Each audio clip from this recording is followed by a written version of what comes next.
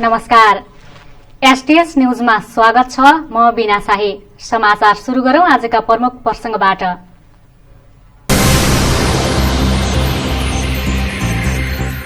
कुनै हालतमा पार्टी नफुट्ने नेकपा स्थायी कमिटी सदस्य डाक्टर भीम रावलको भनाई। सरकार फेरबदलको निर्णय कार्यान्वयन नगरेकोमा नेतृत्वप्रति आपत्ति।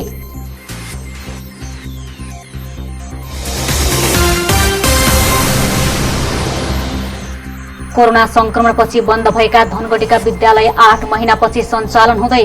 स्वास्थ्य सुरक्षाका मापदण्ड अपनाएर विद्यालय सञ्चालन गर्न निर्देशन।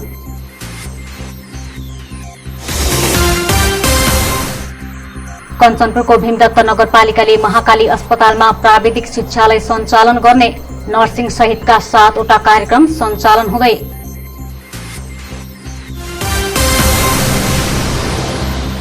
कक्षा 12 को परीक्षाका लागि आवश्यक सम्पूर्ण तयारी पूरा। परीक्षा मंगलबारदेखि शुरू हुँदै परीक्षा स्थगित हुने हल्लामा नलाग्न बोर्डको आग्रह।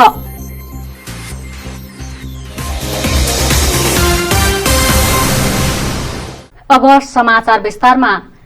नेकपाका स्थायी कमिटी सदस्य डाक्टर भीम रावलले पार्टी कुनै हालतमा नफुट्ने बताउनु भएको छ। आइतबार सुदूरपश्चिम प्रदेश कमिटी कार्यालय धनगढ़ीमा आयोजित पत्रकार सम्मेलनमा नेता रावलले पार्टी कुनै हालतमा नफुट्ने बताउनु भएको हो। पत्रकार सम्मेलनमा बोल्दै नेता रावलले भदौ 23 गतिको स्थायी कमिटी बैठकले संघीय सरकार र प्रदेश सरकार हेरफेर गर्ने निर्णय भएको बताउनुभयो। भागबण्डामा नभई आवश्यकतामा सरकार फेरबदलको निर्णय गरिरहेको बताउँदै नेता रावलले उक्त निर्णय कार्यान्वयन नभएको प्रति भने आपत्ति जनाउनुभयो। अब राष्ट्रिय स्तरमा त्यत्रो ठुलो मतभेद विवाद भएपछि अब कतिपय मान्छेहरू जो राजनीतिक रूपमा सोच्दैन, जो राजनीतिलाई आफ्नो जस्तो नभएपछि त्यसलाई अराजक अझ अगाडि बढेर भौतिक हमलासम्म गर्ने प्रकारको गलत संस्कृतिका वाहकहरू जो हुनुहुन्छ उनीहरूले राजनीतिक तर्कको सामना गर्न सक्दैन, त्यसलाई सहन गर्न पनि सक्दैन। मलाई लाग्छ चितवनमा जुन तपाईँले सुरेन्द्र पाण्डेजीको प्रसङ्ग कोट्याउनुभयो, उहाँले मैले समाचार माध्यममा सुनेको, उहाँले गत थाई कमिटीको बैठकबाट भदौ 26 गते जुन प्रधानमन्त्री तथा अध्यक्ष केपी शर्मा ओलीजी अर्का अध्यक्ष पुष्पकमल दाहाल प्रचण्डजीबाट हस्ताक्षर गरेर पार्टीमा निर्देशनको रूपमा अपानी 5 जारी भएको छ। त्यसमा मदन भण्डारी फाउन्डेसन होस् वा मनमोहनी स्मृति प्रतिष्ठान जुनसुकै हो, यी नेताहरूका नाममा गठन भएका संस्थाहरू देशव्यापी रूपमा बन्द गर्नुपर्छ। त्यसमा कार्यदलले अध्ययन गर्ने अनि त्यसले एउटा प्रतिवेदन दिन्छ। त्यो प्रतिवेदनको आधारमा निष्कर्ष निकालेर पार्टी निर्णयपछि मात्रै त्यसलाई चलाउनु पाइन्छ भन्ने कुरा उहाँले बोल्दा मदन भण्डारी फाउन्डेसनसँग आपत्ति ती मानिसहरूले हल्ला गरे भन्ने मैले सुने। त्यो केवल आवेग उत्तेजनाको कुरा मात्रै हो, त्यसले देशव्यापी रूपमा यहाँ लडाइँ गयो भन्ने होइन। त्यो ठाउँको एउटा केही मान्छेहरूले गरेको कुरा हो। त्यसले नेपाल कम्युनिस्ट पार्टी नेकपाका आम कार्यकर्ता देशव्यापी रूपमा त्यस्तै मूर्खतापूर्ण काममा ओर्लन्छन् भने पार्टी विभाजनको लागि पनि आवश्यक प्रक्रिया पूरा गर्नुपर्ने हुँदा त्यो प्रक्रियामा अहिले केही नरहेको उहाँले स्पष्ट पार्नुभयो। उहाँले प्रधानमन्त्री केपी शर्मा ओली र अर्का अध्यक्ष पुष्पकमल दाहाल दुवै पार्टी फुटाउने योजनामा नरहेको बताउनुभयो। एकताको बेलाको राजनीतिक प्रतिवेदन घोषणा सिद्धान्त ती यथावत छन्। त्यसमा अर्को कुनै कसैले शोधपत्र जारी गरेर विचार ल्याएर त्यसको खण्डन गरेर कुनै राजनीतिक बाटो तय गरेको छैन। कोही मान्छे भन्छन् होइन म त जनताको बहुदलीय जनवादी। मदन भण्डारी जीवित हुनुहुँदा उहाँसँग घनिष्ठ मान्छेमध्ये म पनि त जनताको बहुदलीय जनवादी मानेर आएको कोही एउटा व्यक्तिले मात्रै छाप लगाएर त्यो ब्रान्ड ग्रहण गरेको होइन नि। 5औं महाधिवेशनमा म पनि थिएँ, त्यहाँ त्यो निर्णय गर्दा त्यो प्रतिवेदन नेतृत्वसँग घनिष्ठ भएर त्यसका कतिपय कुराहरूलाई तय गर्ने काममा म पनि संलग्न थिएँ, अरू पनि हुनुहुन्थ्यो। त्यसकारण यो एक ठाउँमा बस्न नसकिने भने कसैले भने हो भने त्यो पूर्ण रूपमा गलत हो। त्यो कसैले भन्नुभयो होला भन्ने मलाई विश्वासै छैन। पार्टीको सुदूरपश्चिम इन्चार्ज समेत रहेका नेता रावलले पार्टी अहिले गम्भीर अवस्थामा रहेको उल्लेख गर्दै यसअघि आफूहरूले पार्टीलाई दिएको सुझावलाई नजरअन्दाज गरेको भन्दै गुनासो गर्नुभयो। यो एउटा निश्चित समय नपुगेर यो विघटन कसैले गर्ने कुरा सोच्नुहुन्छ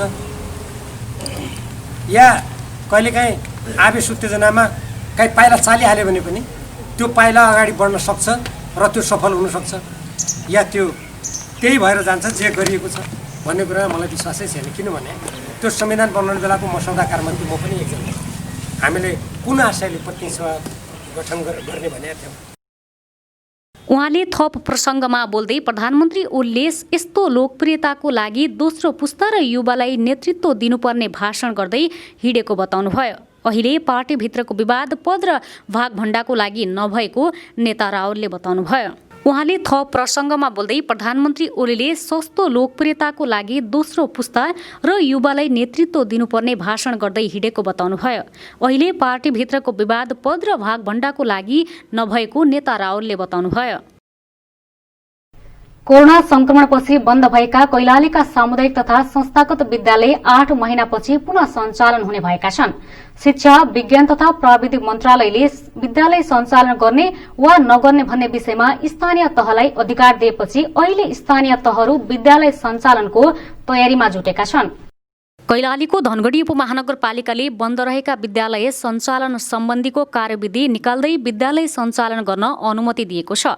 बन्द रहेका विद्यालय सुरु गर्ने विषयमा सरकारले देशभरिका विद्यालय सञ्चालन गरेको बताउँदै धनगढी उपमहानगरपालिकाका शिक्षा शाखा अधिकृत अकबर चन्दका अनुसार स्वास्थ्य सुरक्षाका सबै मापदण्ड अपनाएर विद्यालय सुरु भइसकेको बताउनुभयो। सरकारले तोकेका सबै नियम पालना गरी विद्यालय खोल्न अनुमति दिएको उहाँले बताउनुभयो। मन्त्री परिषद निर्णय 2077/7 निर्णय अनुसार विद्यालय सञ्चालन सम्बन्धी कार्यढाँचा 2077 जारी भएको छ। त्यो कार्यढाँचा अनुसार विद्यालयहरू सञ्चालन गर्ने भनेर 7वटा विकल्पहरू दिएका छन् र ती 7वटा विकल्पहरू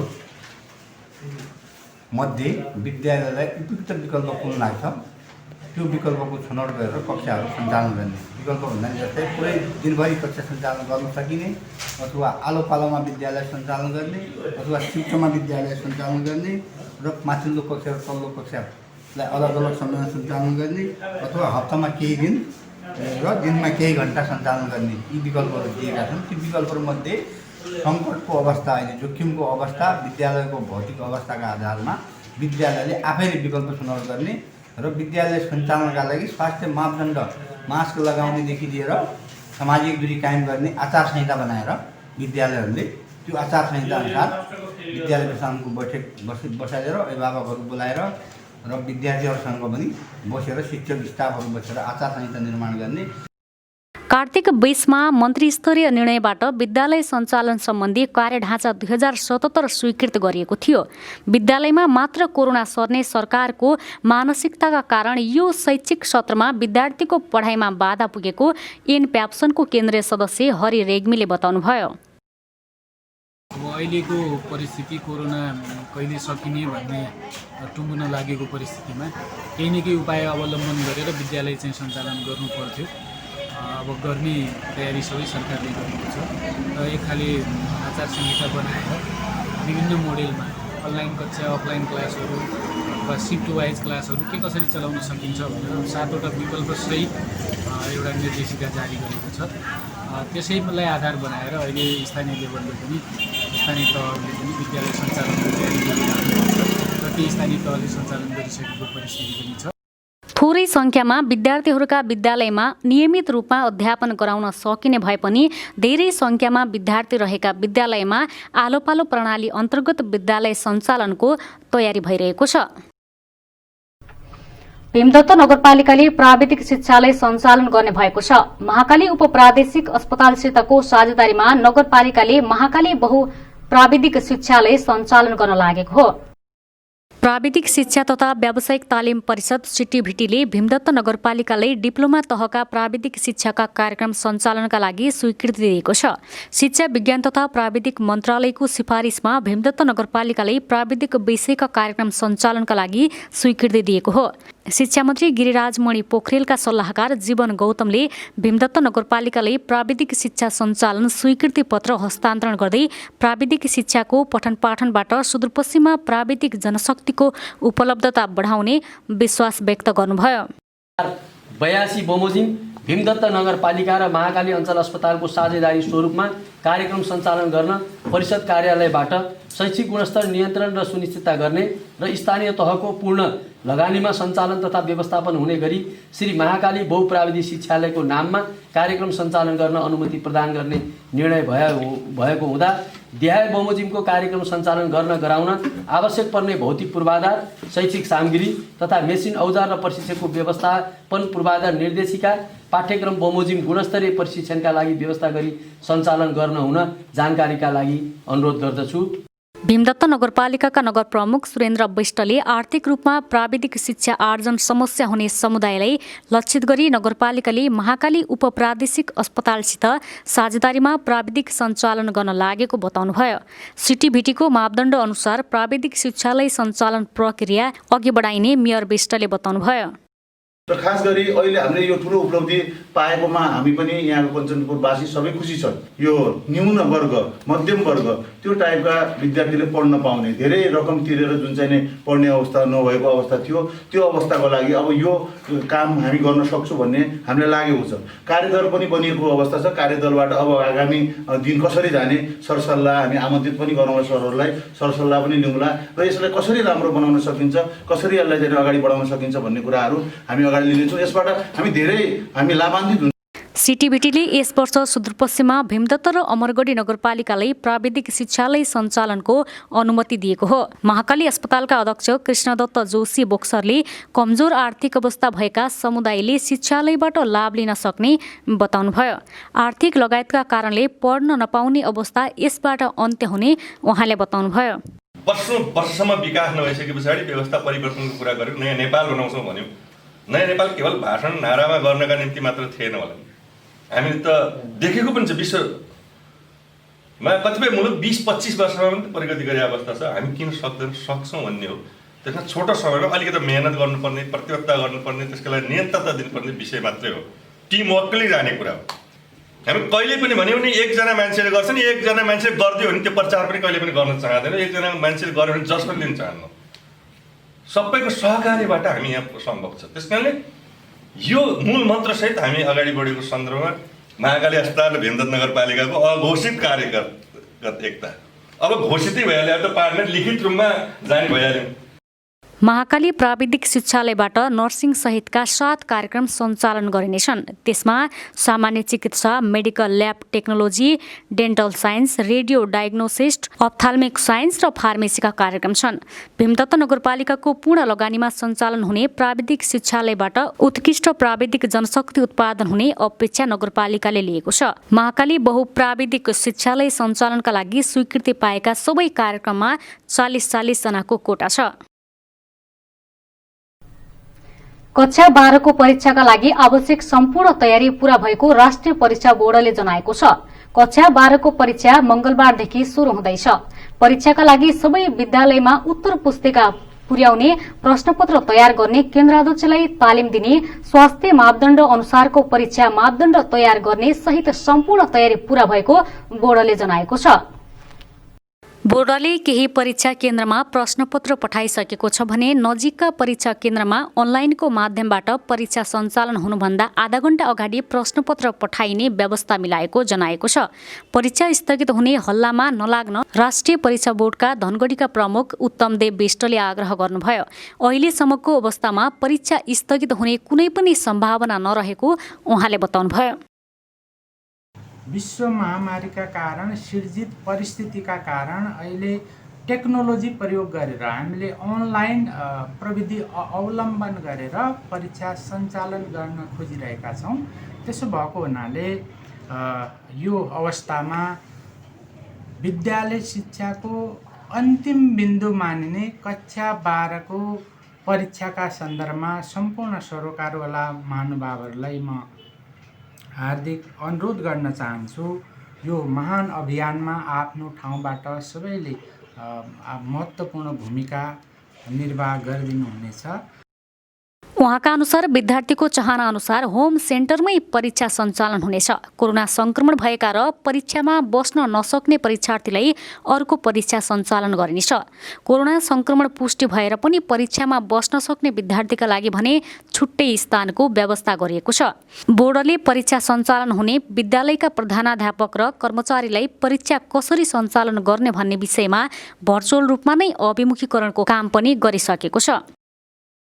वार्षिक परीक्षा कक्षा 12 को यो जुन अवधि मङ्सिर 9 गतेदेखि 16 गतेसम्म सञ्चालन भइरहेको छ, यसमा मूलतः विश्व महामारीका कारण सिर्जित परिस्थितिलाई मनन गरेर स्वास्थ्य सुरक्षाको मापदण्डहरू अवलम्बन गरेर सम्पूर्ण विद्यालयहरूले यो परीक्षालाई सहजीकरणको वातावरणमा सम्पन्न गर्नुहुनेछ र यसका लागि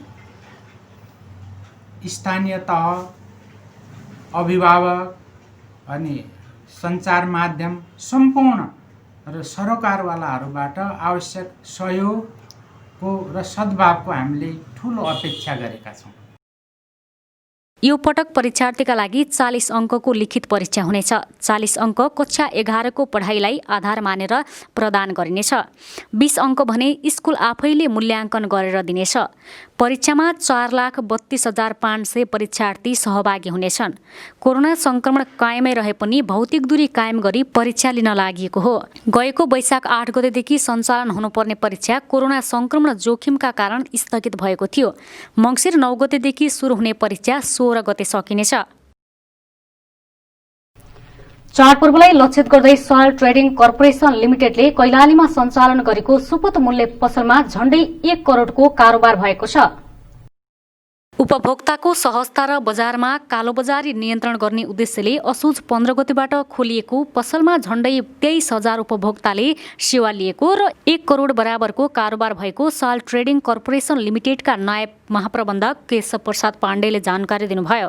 यस वर्ष धनगढी र अतरियामा सुपथ मूल्य पसल सञ्चालन गरिएको थियो। ती पसलबाट नुन, चिनी, सन्तुर, साबुन लगायतका दैनिक उपभोग्य वस्तु बिक्री वितरण गरिएको थियो। शनिबारबाट सुपथ मूल्य पसल बन्द भएको पनि उहाँले बताउनुभयो। पाण्डेले सुपथ मूल्य पसल रहेको स्थानमा स्थायी बिक्री डिपो सञ्चालन गरिने जानकारी दिनुभयो।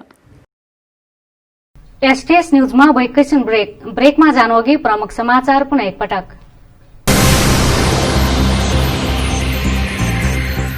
कुनै हालतमा पार्टी नफुट्ने नेकपा स्थायी कमिटी सदस्य डाक्टर भीम रावलको भनाई। सरकार फेरबदलको निर्णय कार्यान्वयन नगरेकोमा नेतृत्वप्रति आपत्ति।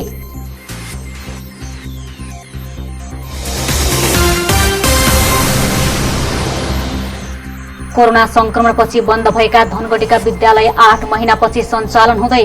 स्वास्थ्य सुरक्षाका मापदण्ड अपनाएर विद्यालय सञ्चालन गर्न निर्देशन।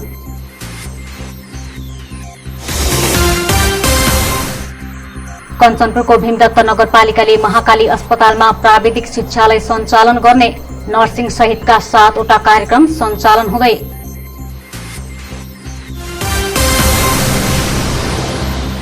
कक्षा 12 को परीक्षाका लागि आवश्यक सम्पूर्ण तयारी पूरा। परीक्षा मंगलबारदेखि सुरु हुँदै परीक्षा स्थगित हुने हल्लामा नलाग्न बोर्डको आग्रह।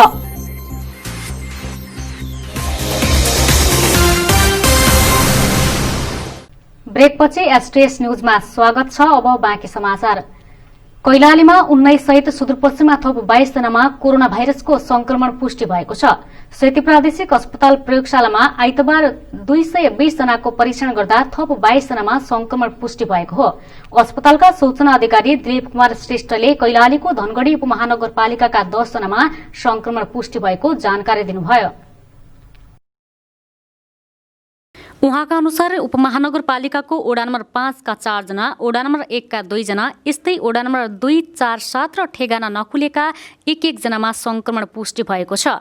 कैलालीकै टिकापुर नगरपालिका र जानकी गाउँपालिकाका 3 जना, जोशीपुर गाउँपालिकाका 2 जना र कैलाली गाउँपालिकाका 1 जनामा संक्रमण पुष्टि भएको छ। यस्तै कञ्चनपुरको महाकाली नगरपालिका र बेलडाडी गाउँपालिकाका 1 जना र बैतडीका 1 जनामा पनि संक्रमण पुष्टि भएको सूचना अधिकारी श्रेष्ठले जानकारी दिनुभयो। जिल्ला अस्पताल डोटी प्रयोगशाला परीक्षणमा 6 जनामा कोरोना भाइरसको संक्रमण पुष्टि भएको छ। पछिल्लो 24 घण्टामा 32 नमुनाको परीक्षण गर्दा 3 फ्लो अफ र 3 नयाँ गरी 6 जनामा संक्रमण पुष्टि भएको अस्पतालका मोलिकुलर ल्याब इन्चार्ज सौरभ श्रेष्ठले जानकारी दिनुभयो। उहाँका अनुसार दिपाल सिलगढी डोटीका थप 3 जना, बाजुराका 2 जना र कञ्चनपुरका 1 जनामा फ्लो अफमा संक्रमण पुष्टि भएको छ। बाजुरामा समुदायमा पहिलो पटक राष्ट्रिय प्रसारण लाइन जोडेर बिजुली बालेको छ। बुढीगंगा नगरपालिका 3 मा 51 घरमा बत्ती जोडेर समुदाय स्तरमा बाजुरामा राष्ट्रिय प्रसारण लाइनबाट बत्ती बालेको नेपाल विद्युत प्राधिकरण बाजुरा वितरण केन्द्रले जनाएको छ। बुढीगंगाको सेरामा 50 kVA को ट्रान्समिटर जोडेर बुढीगंगा वडा नम्बर 3 मा लाइन विस्तार गरिएको छ। पहिलो पटक बिजुली बाल्न पाउँदा निकै खुसी भएको वडा नम्बर 3 का वडाध्यक्ष खडक अधिकारीले बताउनुभयो। सदरमुकाम मार्तडीको पावर हाउससम्म बत्ती पुर्याएको भए पनि स्थानीय साना लघु जलविद्युत भएकोले मार्तडीमा भने बत्ती नजोडिएको कार्यालयले जनाएको छ। नेपाल विद्युत प्राधिकरण बाजुरा वितरण केन्द्रका अनुसार चाँडै बुढीगंगा नगरपालिका 1, 2 र 3 वडामा पनि बत्ती बाल्न सकिने जनाएको छ। बुढीगंगा नगरपालिकामा 1000 घर दूरीमा राष्ट्रिय प्रसारण लाइनको बत्ती बाल्ने योजना रहेको कार्यालयले बताएको छ। राष्ट्रिय प्रसारण लाइन सदरमुकाममा बाजुरामा पहिलो पटक बलेपछि प्रतिनिधि सभाका सांसद लालबहादुर थापाद्वारा बत्तीको उद्घाटन गरिएको छ। सांसद थापाले भने बाजुराका 9वटै स्थानीय तहमा चाँडोभन्दा चाँडो राष्ट्रिय प्रसारण लाइन जोड्न पहल गर्ने बताउनुभयो। बुढीगंगा नगरपालिका 1, 2 र 3 वडामा पोल सबै गाडिसकेका छन्। लाइन तान्ने काम भइरहेको छ। ती वडाहरू 1-2 महिनामा झिलिमिली परिसक्ने विद्युत प्राधिकरणले बताएको छ। बाजुरामा केन्द्रीय प्रसारणको 33 kV लाइन ल्याएको प्राधिकरणले जनाएको छ। सब स्टेशन सदरमुकाम मार्तडीमा स्थापना हुने भएको छ। सेती प्रादेशिक अस्पताल व्यवस्थापन समितिका अध्यक्ष दुर्गा जोशीलाई कोरोना भाइरसको संक्रमण पुष्टि भएको छ। शनिबार भएको परीक्षणमा उहाँलाई कोरोना पुष्टि भएको हो। मंसिर 1 गतेदेखि रुगाखोकी लागिरहेकोमा कोरोना परीक्षण गर्दा शनिबार संक्रमण पुष्टि भएको अध्यक्ष जोशीले बताउनुभयो। अहिले स्वास्थ्य अवस्था सामान्य रहेको र होम आइसोलेसनमा बसिरहेको उहाँले बताउनुभयो। यस्तै कैलाली जनपुस्तकालयका अध्यक्ष डाक्टर TN जोशीलाई कोरोना भाइरसको संक्रमण पुष्टि भएको छ। उहाँले सामाजिक सञ्जाल फेसबुक मार्फत संक्रमण पुष्टि भएको बताउनु भएको थियो। स्वास्थ्यमा समस्या आएपछि सेती प्रादेशिक अस्पतालको प्रयोगशालामा कोरोना परीक्षण गरेकोमा उहाँको रिपोर्ट शनिबार पोजिटिभ आएको हो। उहाँले सम्पर्कमा आएकाहरूलाई सचेत रहन र स्वास्थ्य परीक्षणका लागि समेत आग्रह गर्नुभएको छ। उहाँ अहिले होम आइसोलेसनमै बसिरहनु भएको छ। कैलालीको गौरीगंगा नगरपालिका 7 खप्तड बहुमुखी क्याम्पस नजिकैबाट 12वटा अस्नाको गोलिया सहित 3 जना पक्राउ परेका छन्। सब डिभिजन वन कार्यालय मसुरियाका वन अधिकृत डबल बोहराका अनुसार वनको गस्ती टोलीले डल्लपमा आस्ना प्रजातिको रूखको गोलिया लोड गर्ने क्रममा 3 जनालाई पक्राउ गरेको हो। पक्राउ पर्नेमा गौरीगंगा नगरपालिका 7 का शेरबहादुर खड्का, एगम खड्का र उमेश साउद रहेको वन अधिकृत बोहराले जानकारी दिनुभयो। डल्लप र सालको गोलिया बरामद गरी सब डिभिजन वन कार्यालयमा ल्याइएको अधिकृत बोहराले बताउनुभयो। पक्राउ परेका 3 जना अहिले नियन्त्रणमा रहेका छन्। कञ्चनपुरको कृष्णपुर नगरपालिका 3 बैजनाथ मन्दिर नजिकै ट्र्याक्टर र मोटरसाइकल एक आपसमा ठोक्किँदा एकै परिवारका 1 जनाको मृत्यु भएको छ भने 2 जना घाइते भएका छन्। बाणीदेखि देखतबुली तर्फ गइरहेको C1 प त 9533 नम्बरको ट्र्याक्टर र C1 प 6765 नम्बरको मोटरसाइकल एक आपसमा ठोक्किँदा 35 वर्षीय रामेश्वरी जोशीको घटनास्थलमै मृत्यु भएको कञ्चनपुर प्रहरी प्रवक्ता DSP अमरबहादुर थापा छेत्रीले बताउनुभयो।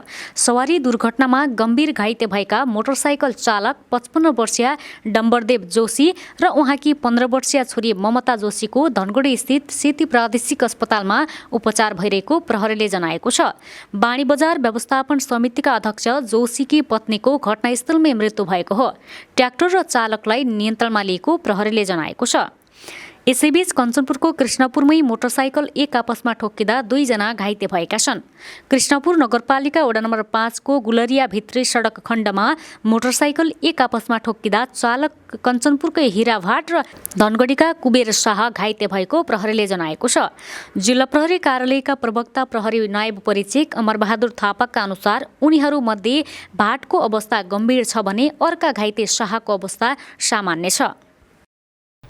समाचार सक्नुअघि अन्तमा मुख्य समाचार पुनः एकपटक।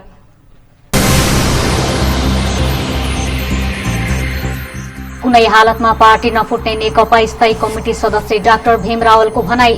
सरकार फेरबदलको निर्णय कार्यान्वयन नगरेकोमा नेतृत्वप्रति आपत्ति।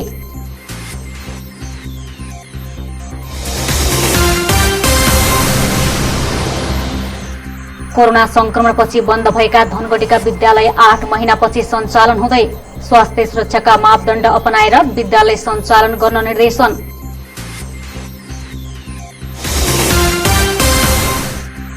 कञ्चनपुरको भीमदत्त नगरपालिकाले महाकाली अस्पतालमा प्राविधिक शिक्षालय सञ्चालन गर्ने। नर्सिङ सहितका 7 वटा कार्यक्रम सञ्चालन हुँदै।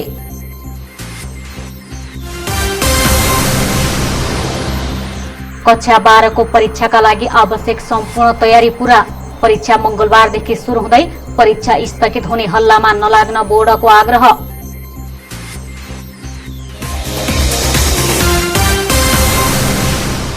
हवस् त, अहिलेलाई समाचार सकियो। हामी सबैलाई बिदा दिनुहोस्। नमस्कार।